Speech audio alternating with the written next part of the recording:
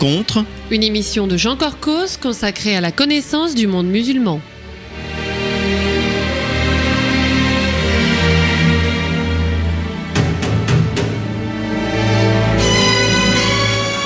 Bonjour amis auditeurs, Jean Corcos au micro pour ce préenregistré réalisé le 20 février 2018.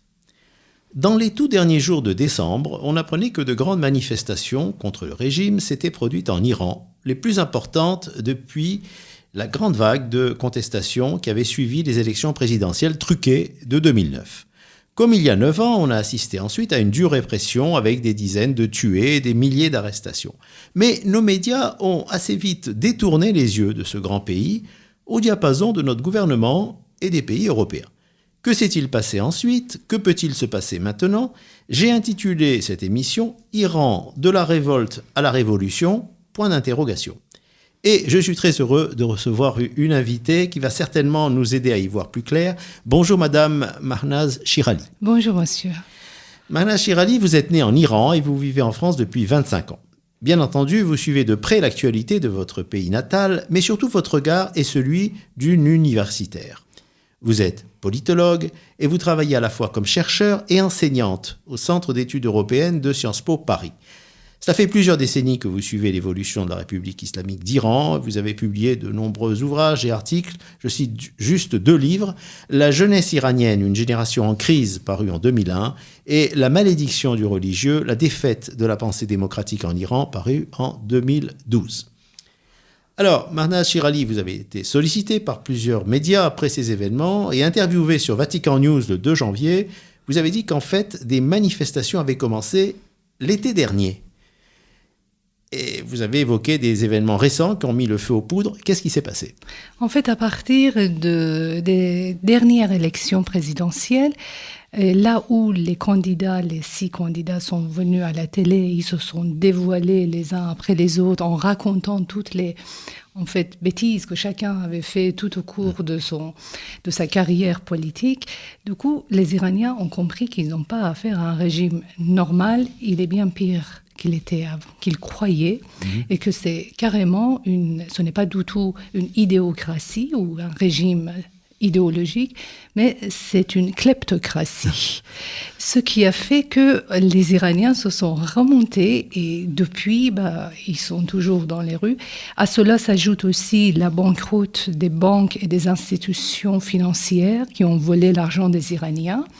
En même temps, l'échec et la faillite des caisses de retraite. Les responsables des caisses de la retraite sont partis à l'étranger avec l'argent des Iraniens, des fonctionnaires, et tout ça fait que toute la société a commencé à se révolter depuis absolument. Plusieurs mois. Alors, vous avez publié le 6 janvier un article remarquable sur votre blog, du Huffington Post. On peut vous retrouver donc sur le Huffington Post.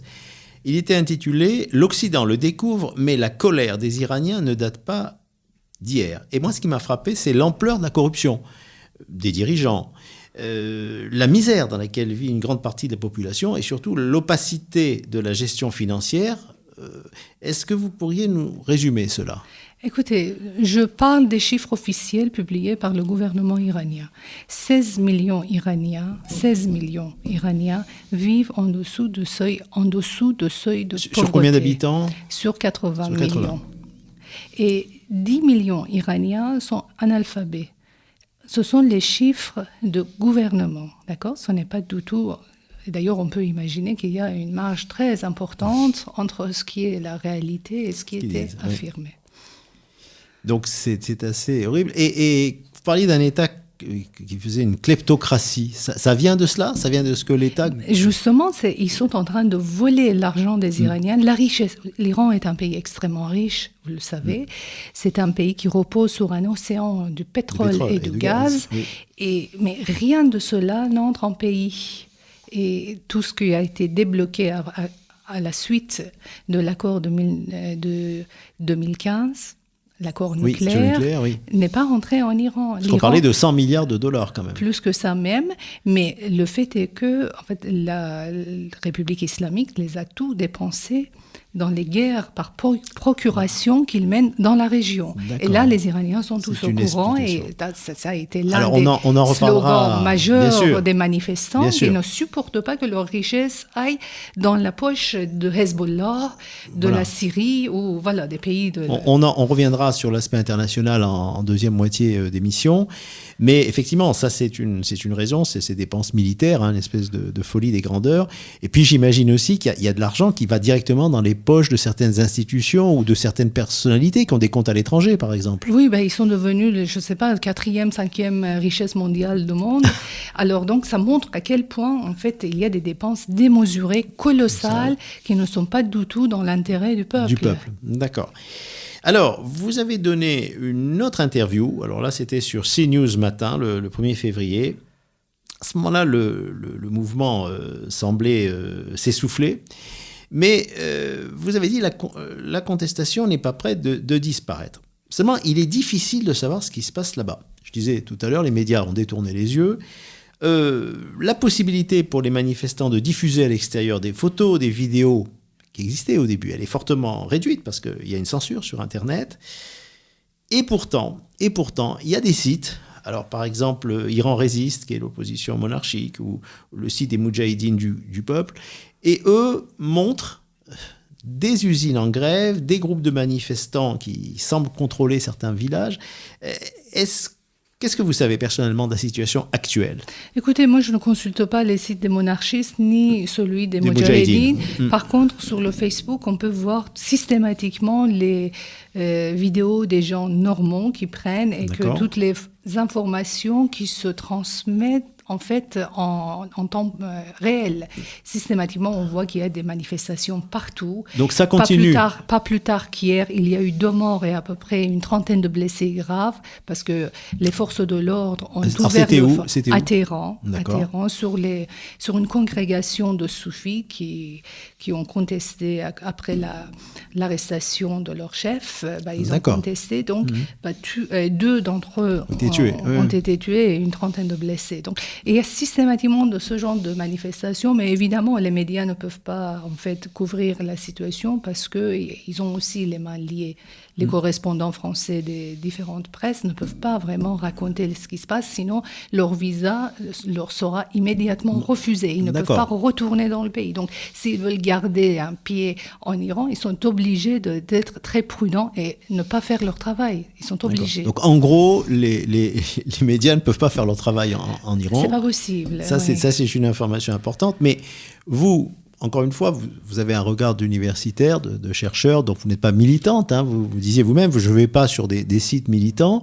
Vous arrivez quand même à avoir ces informations, c'est ça qui est extraordinaire. J'ai la chance d'avoir à peu près 5000 jeunes sur mon Facebook, ce qui fait que finalement, je suis en contact avec les gens qui sont un peu partout et ça couvre quand même. On est dans un monde où avec les médias sociaux, avec les réseaux sociaux, on peut avoir quand même beaucoup d'informations. D'accord. Donc vous avez... Le monde a changé, il faut le dire. Et ça, ils ne sont pas arrivés. Ils ne peuvent pas bloquer, par exemple, les comptes Facebook. Ils le font, mais les Iraniens, ils sont très malins. Enfin, les jeunes Iraniens sont très malins. Ils trouvent toujours des VPN qui cassent la censure et ils transmettent l'information. Ça aussi, c'est une information importante que vous nous donnez. Ils sont je n'arrive pas à comprendre comment ils arrivent à inventer systématiquement des manières pour détourner et passer, et ça, c'est extraordinaire. Et ils transmettent vraiment toutes les informations en temps réel. Et ça, c'est vraiment très important. C'est important et c'est surtout, je dirais, une leçon par rapport à nos... Alors, peut-être pas les journalistes, parce qu'on comprend qu'ils aient peur pour ceux qui sont sur place, mais par rapport aux journaux qui n'en parlent pas, encore une fois, c'est-à-dire les grands journaux, les télévisions, ce que vous faites, vous, comme travail, en tout cas, ce qui m'a déçu pendant les événements de début de janvier, c'est que les médias n'arrêtaient pas de jeter l'ombre et le doute sur la situation, en disant qu'on ne sait pas qui sont-ils. Mais ce sont les Iraniens qui sont pas contents de la situation. Il ne faut pas aller chercher, ils ne sont pas des êtres qui sont tombés du ciel. Ce sont les Iraniens. La situation économique en Iran est catastrophique. L'Iran est au bord de suicide, c'est normal, c'est le peuple iranien qui est en train de s'opposer à ce régime qui n'a aucune considération pour les intérêts des Iraniens. D'accord. Donc, d'après ce que vous savez, c'est un mouvement qui concerne des couches sociales différentes, parce qu'on l'a dit, ça manifeste pas beaucoup à Téhéran, ça manifeste surtout en province. Non, ça manifeste à Téhéran, mais la peur à Téhéran est extrêmement grande. Dans les villes de province, dans les petites villes, la peur n'est pas aussi importante pour des raisons que peut-être il n'y a pas le temps pour raconter, mais le fait est que Téhéran est une ville qui est très maîtrisée par l'armée, oui. par l'armée même. Alors, je citais une interview de vous, donc sur CNews Matin, et vous disiez quelque chose d'intéressant, c'est qu'au-delà des problèmes économiques, on vient d'en parler, la population manifestait un rejet clair des normes culturelles imposées par le régime islamique. Et c'est vrai qu'il y a eu des photos donc, de femmes se débarrassant en public du voile islamique. Beaucoup ont été arrêtés pour cela. Est-ce que vous pensez que les Iraniennes peuvent être le fer de lance, finalement, d'une révolution? En tout cas, les femmes iraniennes étaient les premières victimes du pouvoir religieux. C'est le pouvoir religieux, quand il est arrivé à s'installer, il a mis la répression d'abord sur la moitié de la société iranienne, sur les femmes. Sur les femmes. Et c'est tout à fait normal que ça se passe par là, la libération de la société. C'est-à-dire que ce soit les femmes en premier qui enlèvent le foulard qui leur a été imposé il y a 40 ans. Et ce qui est extraordinaire, c'est qu'on voit des vidéos, des photos qui circulent. Tous les jours, il y a des femmes qui ôtent le voile et qui brandissent leur voile dans les rues. Et donc, mais on les met en prison immédiatement après, il faut le dire, parce que ce n'est pas du tout une activité anodine, si vous voulez. Tout à fait. Alors, autre sujet, là j'aimerais avoir votre appréciation donc, sur la réaction française après ces événements. Le président Emmanuel Macron a dit on voit bien le discours officiel qui est porté par les États-Unis, Israël et l'Arabie Saoudite. Alors, ce sont nos alliés, à de nombreux égards, mais c'est un discours qui va nous conduire à la guerre en Iran. Or, ces pays-là, alors à part un soutien moral aux manifestants, soutien, on peut dire, ça peut être plus ou moins intéressé, mais enfin, ils ne peuvent rien faire de concret contre le régime. Qu'est-ce que vous en pensez de cette attitude française ? Faire la guerre à l'Iran, c'est pas du tout quelque chose qui soit ni souhaitable, parce que les Iraniens sont les premiers à en souffrir. Bien entendu. Mais de faire la guerre jusqu'à faire le commerce, il y a quand même, le chemin est très très long. Donc on n'attend pas que M. Macron fasse la guerre à l'Iran, mais on n'attend pas non plus qu'il prenne l'Iran pour un marché potentiel, parce que c'est le dernier marché sur la planète qui n'a pas été encore exploité. Donc l'Iran, pour Macron, n'est pas un pays, c'est un marché. Et ce qui est vraiment désagréable, parce que la France était toujours le pays des droits de l'homme, alors que le pays des droits de l'homme ferme les yeux sur les crimes qui se passent tous les jours en Iran, et le seul intérêt de ce pays de droits de l'homme soit seulement faire du commerce avec ce régime, ça, ce n'est absolument pas acceptable. Écoutez, c'est bien dit, c'est clair, et je crois que je ne peux pas ajouter grand-chose.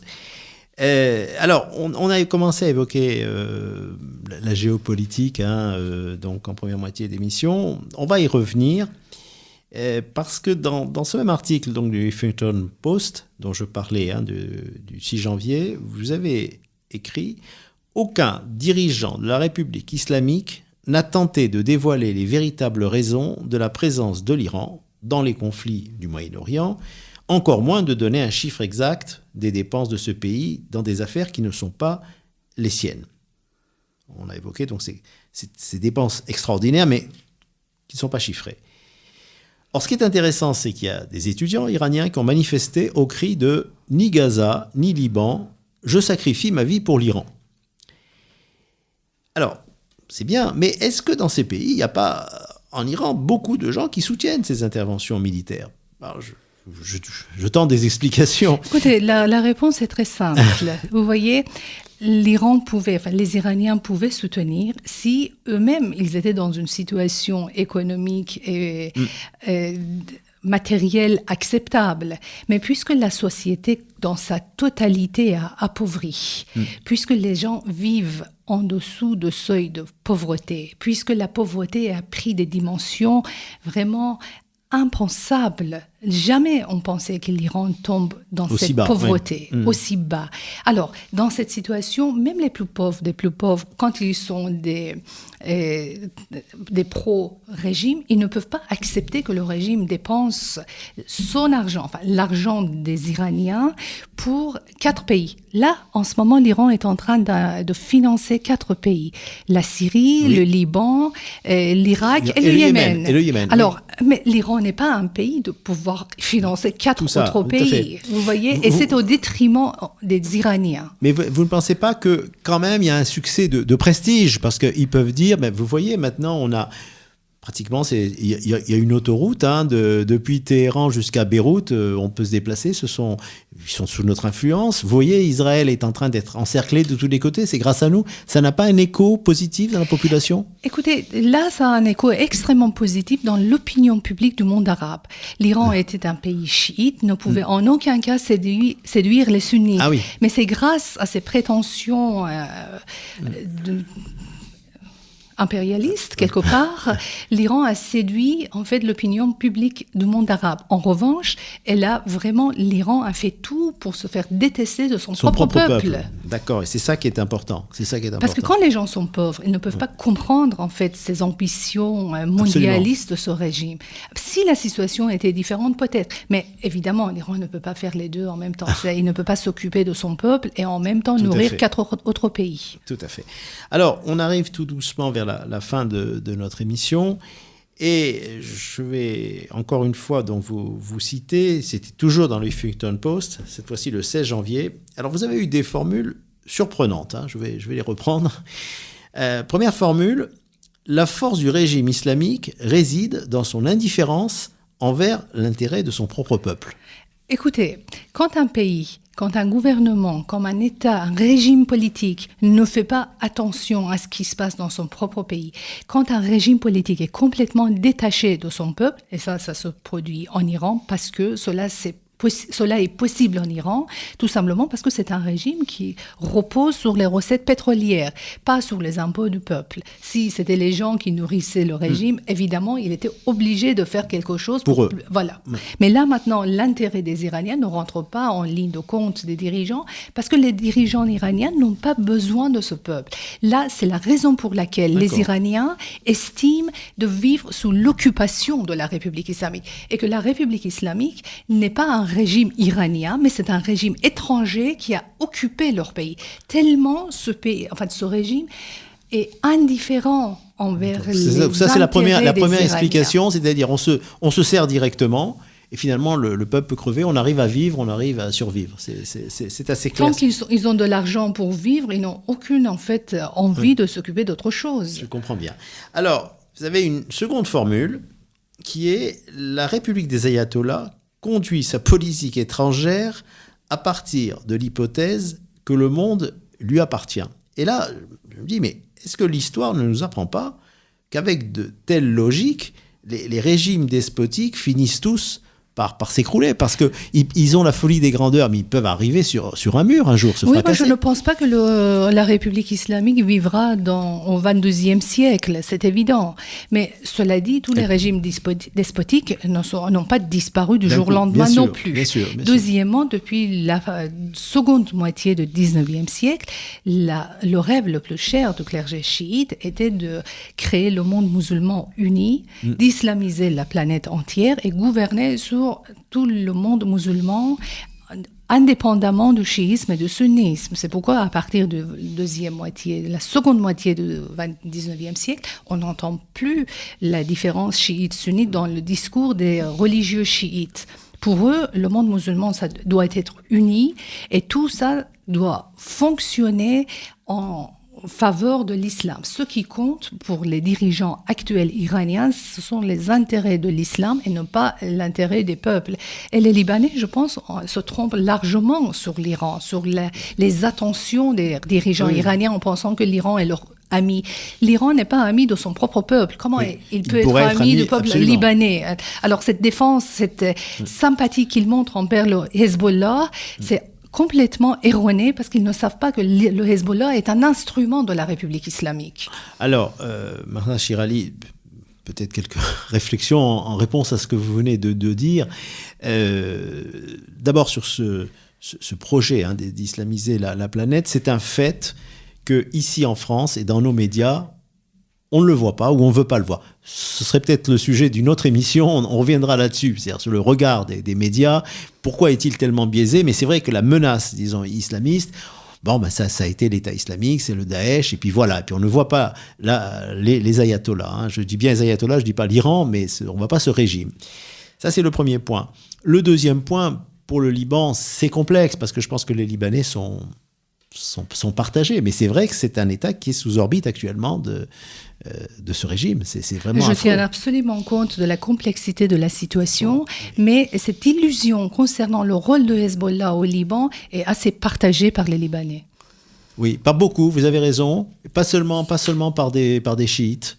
C'est vrai que peut-être vous avez des échanges vous-même en France. Il y a beaucoup de Libanais expatriés qui ont cette sensibilité très forte. Peut-être un grand ressentiment vis-à-vis d'Israël aussi, ça doit jouer certainement, mais c'est vrai, et on a la crainte, nous enregistrons donc cette émission aujourd'hui, nous sommes donc le 20 février, mais on parle de risque de guerre, vous le savez, qui serait déclenché à distance entre l'Iran et Israël, et puis avec comme théâtre d'opération principal le Liban, on en parle de plus en plus. Eh bien, nous sommes arrivés donc à la fin de cette émission. Ça a été un plaisir de vous recevoir, Mahna Chirali. Merci. J'espère que nous aurons d'autres occasions et qu'on reviendra sur ce pays, en espérant aussi des développements heureux dans votre pays natal et en plein soutien avec le peuple iranien. Merci, amis auditeurs, de nous avoir suivis et je vous donne rendez-vous dans 15 jours. Au revoir.